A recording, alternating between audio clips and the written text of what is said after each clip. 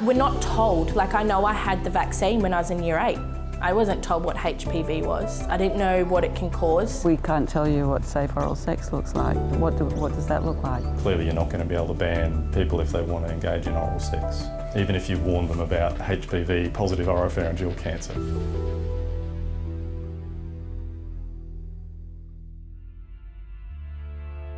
So he was very energetic, working full time, was all good, and then he started to get sleepy. When Carly's partner Jake started feeling unwell, doctors thought it was a toothache.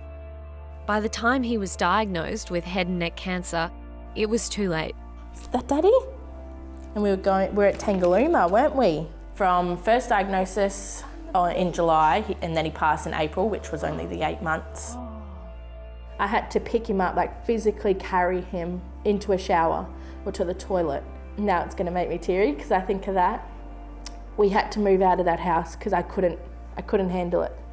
To see your loved one pretty much disappear in front of you, and to still try and sleep in the same bed, and I was there when he took his last breath. Jake was just 22 at the time, which seems just way too young to die of head and neck cancer.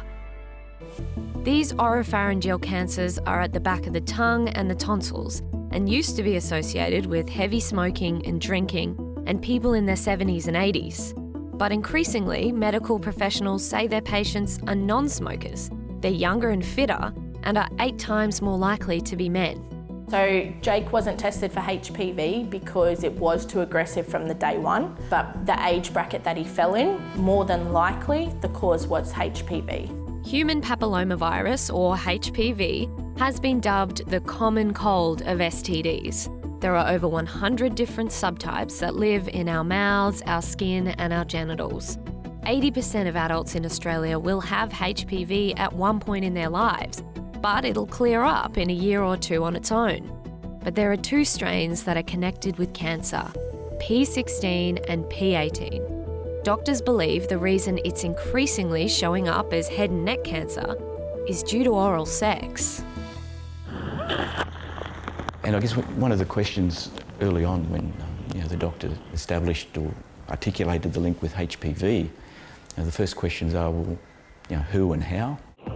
Shane Summers was a fit guy in his 40s when he was diagnosed with HPV-positive head and neck cancer. So, you're racking your brain.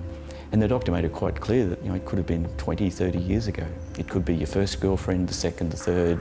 It could have been any of the people in your life that you've been intimate with. A couple of big breaths for me. Unfortunately, oropharyngeal cancers are actually now the most common HPV-related cancer in Australia, so it's now trumped cervical cancer. Numbers of sufferers have risen significantly over the past decade, and medical oncologist Brett Hughes expects that rise to continue. So it's predicted for Australia, I think, it may even be as late as in the 2030s that we might see the peak incidence, which is a little bit scary considering how common this cancer is becoming.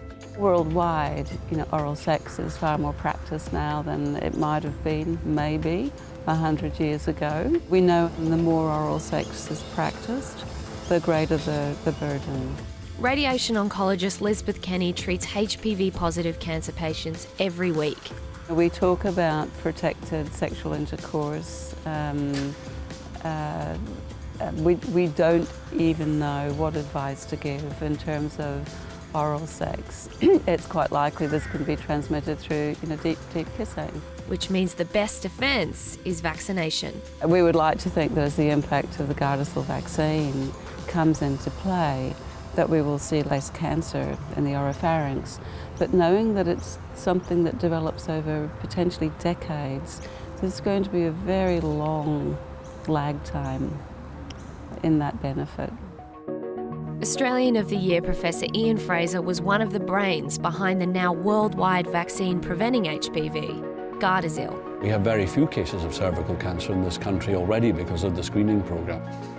In Australia, Gardasil was given to girls in high school after 2007, then boys in 2013 after it became clear HPV was affecting them as well. But women over around 30 and men over 24 still aren't protected. The big challenge now is to get something for oropharyngeal cancer.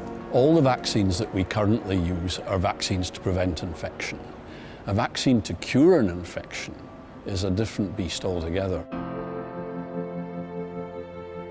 Jake had just missed out on receiving the vaccine at school.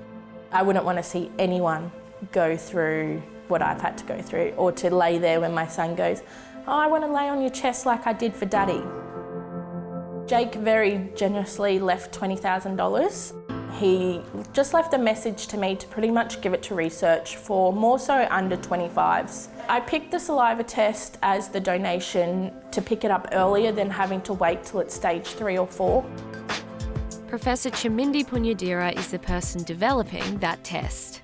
So literally, we give a patient 20 ml of saline, they do a swish and gargle, we bring the sample to our lab, and within 1.5 hours we can say whether a patient is HPV positive or HPV negative. So a positive result means patients can monitor the virus. It might clear on its own.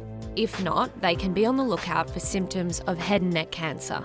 What we want to do is early intervention, early detection, because if you detect early, 80% of patients survive. Good to see you. You take care. See you next time. Shane is one of them. This week is the 1-year anniversary of starting treatment. I've started to approach what most people would consider normal, as in being able to eat through my mouth. We've started exercise. I've been taking the dog for a walk, but have been known to break into a run. Does it affect the majority? Oh my goodness, no. We're still talking about a very small number of people in Australia. The far more important message is that people in the community probably have no idea that HPV can live in our mouths and throats, and that persisting HPV can lead to cancers.